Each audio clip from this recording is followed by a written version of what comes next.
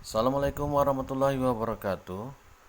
Bertemu kita kembali pada perkuliahan komunikasi politik. Pada hari ini kita sudah masuk kepada pertemuan yang keenam untuk materi kuliah yang kelima.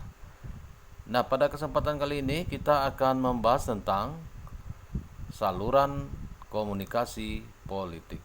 Ya, jadi pada pertemuan ini kita membahas tentang saluran komunikasi politik. Ada 3 tujuan pembelajaran kita pada kesempatan kali ini, yaitu yang pertama menjelaskan pengertian media komunikasi, kemudian yang kedua menjelaskan ragam saluran komunikasi, yang ketiga menjelaskan model saluran komunikasi. Nah, sebagaimana kita ketahui bahwa media dalam komunikasi politik mempunyai peranan yang sangat penting sebagai publisitas politik terhadap masyarakat luas. Nah, siapapun komunikator atau aktivis politiknya akan berusaha menguasai media. Nah, tidak heran jika telah menguasai media dapat dipastikan menang dalam pertarungan politik.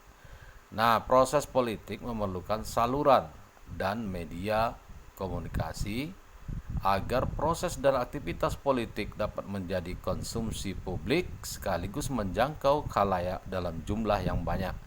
Dengan kata lain, saluran politik sangat diperlukan dalam upaya tersedianya keragaman aktivitas dalam komunikasi politik. Sedangkan media massa dipergunakan dalam upaya mencapai jumlah khalayak dalam jumlah yang heterogen. Nah, konsep dasar media saluran komunikasi, kemudian pengertian media saluran komunikasi, kita bicara tentang pengertian media komunikasi. Menurut Chandra, media komunikasi adalah alat atau sarana yang digunakan untuk menyampaikan pesan dari komunikator kepada khalayak. Sedangkan Fardiansa menjelaskan bahwa media merupakan bentuk jamak dari medium. Medium komunikasi diartikan sebagai alat perantara yang sengaja dipilih komunikator untuk mengantarkan pesannya agar sampai kepada komunikan. Jadi unsur utama dari media komunikasi adalah pemilihan dan penggunaan alat perantara yang dilakukan komunikator dengan sengaja. Artinya hal ini mengacu pada pemilihan dan penggunaan teknologi media komunikasi. Media komunikasi adalah alat yang digunakan untuk mempermudah dalam menyampaikan informasi dari seseorang kepada orang lain dengan tujuan tertentu. Media komunikasi adalah semua sarana yang dipergunakan untuk memproduksi,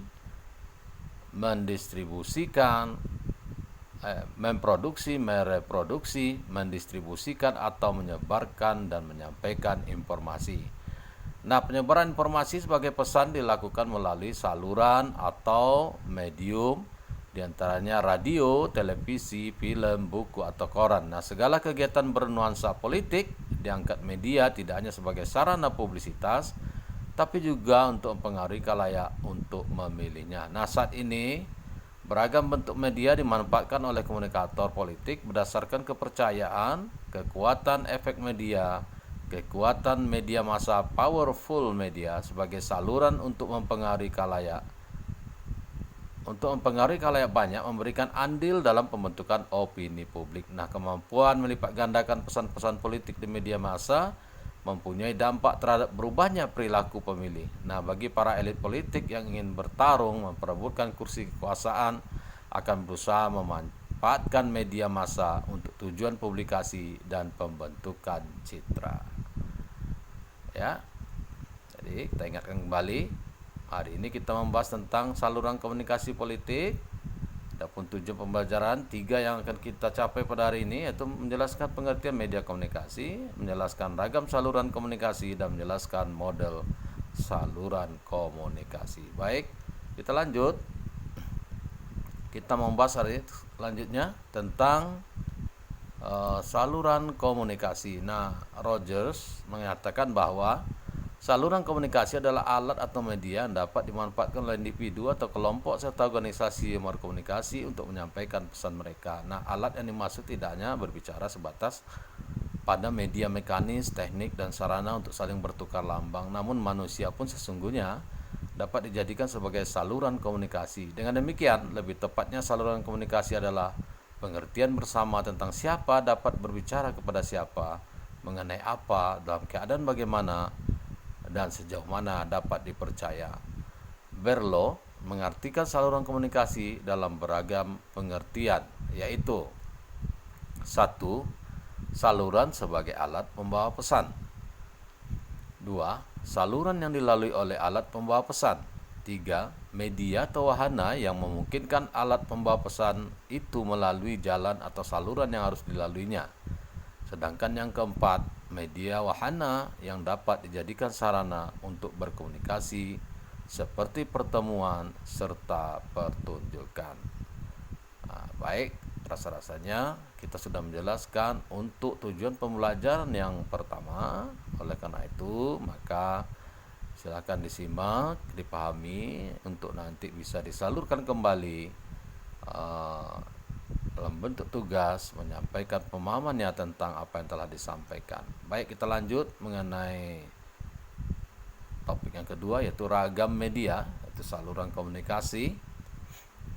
Nah, semakin banyak ragam media yang digunakan oleh pihak-pihak yang berkomunikasi, baik sumber maupun penerima manfaat, akan memberikan pengaruh yang sangat baik. Nah, secara konseptual dikenal adanya 3 macam saluran atau media komunikasi, yaitu saluran antar pribadi, interpersonal, media massa, mass media, dan forum media yang bertujuan untuk menggabungkan keunggulan yang dimiliki oleh saluran antar pribadi dan media massa.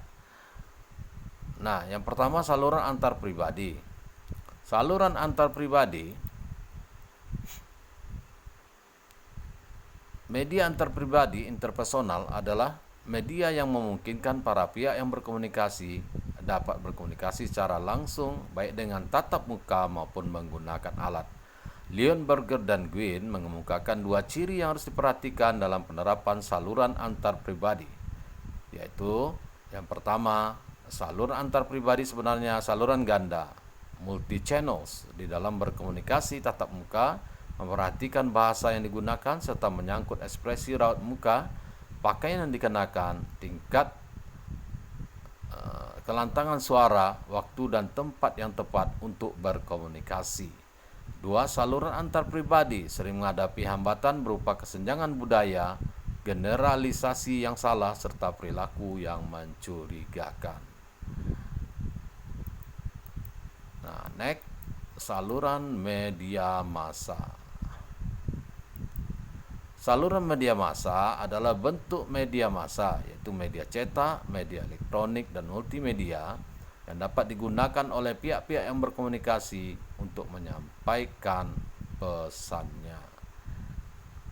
Nah, media massa umumnya lebih efektif dan lebih murah untuk mengenalkan inovasi pada tahap-tahap penyadaran dan menumbuhkan minat. Tetapi, saluran atau media ini memiliki kelemahan yang mencakup: 1. Pesan yang disampaikan sering kurang jujur. Yang kedua, bahasa dan kalimat atau istilah yang digunakan kurang akrab dengan masyarakat penerima manfaatnya. 3. Isi pesan kurang memperhatikan kebutuhan pembangunan masyarakat. Yang keempat, isi pesan sering berorientasi pada masalah teknis. Yang kelima, isi pesan kurang memperhatikan sistem nilai yang berlaku di dalam masyarakat. Selanjutnya, forum media. Forum media adalah saluran komunikasi berupa sekelompok kecil orang yang saling tatap muka untuk berkomunikasi, mendiskusikan pesan-pesan tertentu yang diterima media massa. Bentuk-bentuk forum media ini adalah kelompok belajar, kelompok pendengar, dan kelompok pencapir, kelompok pendengar, pembaca, dan pemirsa televisi. Selanjutnya, gangguan hambatan komunikasi. Nah, dalam komunikasi yang menggunakan saluran media, gangguan dapat terjadi dalam bentuk noise, baik karena mutu peralatan, ketepatan, gelombang radio maupun gangguan cuaca. Nah, komunikasi yang menggunakan saluran antar pribadi, gangguan yang terjadi disebabkan oleh karakteristik pribadi dari pihak-pihak yang berkomunikasi berupa citra diri, nilai-nilai, kesenjangan sosial ekonomi, kesenjangan umur, jenis kelamin, serta etnis. Nah, baik, kita lanjut. Tujuan pembelajaran kita banyak yang akan kita sampaikan kembali, baik itu pengertian media komunikasi, ragam saluran komunikasi, dan model saluran komunikasi. Next, kita lanjutkan tentang model penyebaran informasi ya. Nah, model penyebaran informasi selaras dengan macam saluran komunikasi yang digunakan. Nah, menurut Gwyn, model penyebaran informasi dalam komunikasi juga beragam. Itu sebagai berikut. Yang pertama, model jarum hipodermis. Nah, model komunikasi jarum hipodermis merupakan model komunikasi searah dengan menggunakan saluran media massa. Media massa dianggap sebagai jarum raksasa yang menyuntik semua penerima manfaatnya yang bersifat pasif dengan dilandasi dua asumsi pokok berikut. Nah, media massa mempunyai pengaruh yang tinggi dalam melaksanakan kehendak penerapan inovasi terhadap masyarakat yang tidak memiliki kesempatan untuk berpikir. Yang kedua, setiap individu sifatnya otonom, artinya terikat pada informasi yang diterima dari media massa dan tidak terikat oleh anggota kelompok masyarakat. Nah, yang kedua adalah model komunikasi satu tahap. Ya, model komunikasi satu tahap. Model komunikasi ini pada hakikatnya sama dengan model jarum hipodermis, yaitu model komunikasi searah dengan menggunakan saluran komunikasi media massa. Nah, perbedaannya adalah satu, adanya pengakuan mengenai azas selektivitas, artinya setiap media massa memiliki kekuatan yang berbeda tentang pengaruhnya pada masyarakat penerima manfaatnya. Yang kedua, setiap kelompok masyarakat penerima manfaat berperan dalam memilih media massa yang diinginkannya. Yang kedua, adanya pengakuan tentang munculnya umpan balik yang berbeda yang diberikan oleh anggota masyarakat. Nah, yang ketiga yaitu model komunikasi dua tahap. Model ini merupakan gabungan antara penggunaan saluran media massa dan saluran antar pribadi. Model ini selain tidak hanya mengandalkan saluran media massa sebagai satu-satunya saluran komunikasi yang ampuh, juga berasumsi bahwa setiap individu tidaklah otonom, tetapi juga berinteraksi dengan anggota masyarakat. Nah, model ini sangat bergantung pada pemuka pendapat, kualitas pendapat, ya, sangat menentukan efektivitas komunikasi antara lain sebagai berikut. Satu, ciri komunikasi eksternal yang mencakup kontak dengan media massa lebih intensif dibandingkan dengan pengikutnya, lebih banyak melakukan kontak dengan dunia luar dan lebih memiliki hubungan dengan penyuluhan yang lebih dekat. Dua, keakraban, artinya memiliki partisipasi sosial yang lebih tinggi dibandingkan dengan pengikutnya. Yang ketiga, status sosial ekonomi yang lebih baik dari pengikutnya, baik yang menyangkut kekayaan, pendidikan formal, keadaan fisik, tempat tinggal, intelektualitas, nilai aspirasi maupun status kekerabatannya. Nah,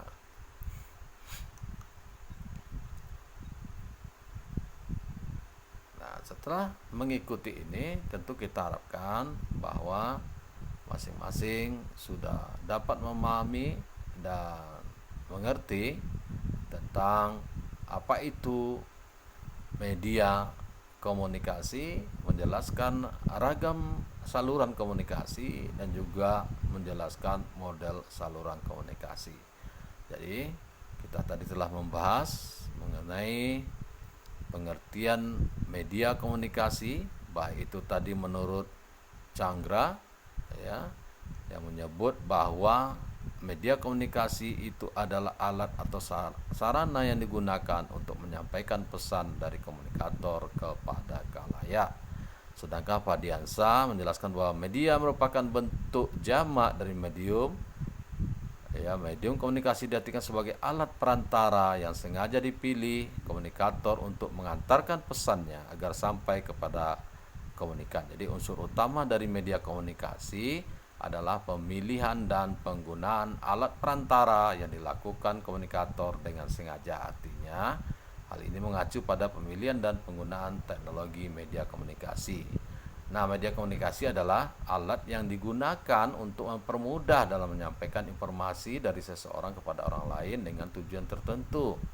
Nah, media komunikasi adalah semua sarana yang dipergunakan untuk memproduksi, mereproduksi, mendistribusikan atau menyebarkan dan menyampaikan informasi. Nah, penyebaran informasi sebagai pesan dilakukan melalui saluran atau medium, diantaranya radio, televisi, film, buku, atau koran. Nah, segala kegiatan bernuansa politik diangkat media tidak hanya sebagai sarana publisitas, tapi juga mempengaruhi khalayak untuk memilihnya. Nah, saat ini beragam bentuk media dimanfaatkan oleh komunikator politik berdasarkan kepercayaan kekuatan efek media. Jadi sekali lagi bahwa saat ini beragam bentuk media dimanfaatkan oleh komunikator politik berdasarkan kepercayaan atas kekuasaan efek media. Nah, kekuatan media massa atau powerful media sebagai saluran untuk mempengaruhi khalayak banyak memberikan andil dalam pembentukan opini publik. Nah, kemampuan melipat gandakan pesan-pesan politik di media massa mempunyai dampak terhadap berubahnya perilaku pemilih. Nah, bagi para elit politik yang ingin bertarung memperebutkan kursi kekuasaan akan berusaha memanfaatkan media massa untuk tujuan publikasi dan pembentukan citra. Nah, jadi saluran media komunikasi ini memang sangat penting ya di dalam komunikasi politik, di mana media, efek dari media betul-betul dimanfaatkan ya oleh para komunikator ya, para elit-elit politik untuk membangun citranya ya, untuk mempengaruhi para pemilih ya, apalagi di tahun-tahun politik, tahun-tahun pemilu, apapun itu, apakah akan menjadi anggota DPR, legislatif atau eksekutif ya, kepala daerah, jadi presiden dan sebagainya, maka mulailah orang menggunakan media sebagai saluran komunikasi politiknya untuk membangun citra dan ingin mendapatkan dukungan dari para pemilih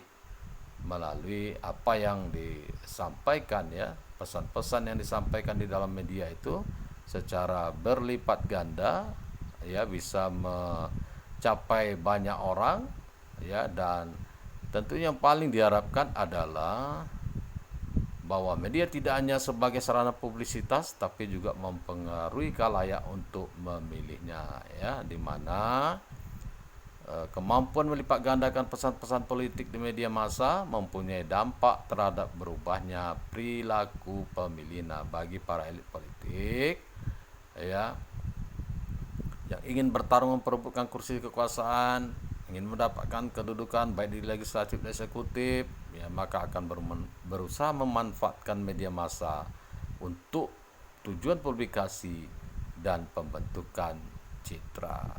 Nah, efek-efek ini ya dari media tadi sudah dibahas ya, bagaimana media ini mempunyai efek yang sangat besar dalam penyebaran informasi, baik itu model jarum hipodermis maupun komunikasi satu tahap maupun model komunikasi dua tahap, di mana yang diharapkan efek dari saluran komunikasi dari media yang digunakan ini yaitu memberikan dampak kepada komunikator politik atau para elit-elit politik untuk mendapatkan simpati, mendapatkan dukungan, mendapatkan suara ya, melalui pesan-pesan politik yang disampaikan dengan menggunakan media, mengharapkan efek dari media bisa menjangkau banyak orang sehingga pesan-pesan yang disampaikan itu dapat menjadikan publisitas dan citra ya, membangun opini publik juga agar para aktor-aktor politik ini ya, komunikator politik ini bisa mendapatkan dukungan dan mencapai tujuannya melalui efek dari media yang bisa mempengaruhi pemikirnya, pemilihnya ya, pikiran pemilihnya, sehingga dia mendapatkan dukungan dari orang-orang yang mendapatkan informasi dari media sebagai saluran komunikasi politik. Mudah-mudahan bisa dipahami apa pembicaraan kita pada hari ini, dan kembali dapat dijelaskan dengan menggunakan bahasa dan pemahaman sendiri. Terima kasih atas perhatiannya. Assalamualaikum warahmatullahi wabarakatuh.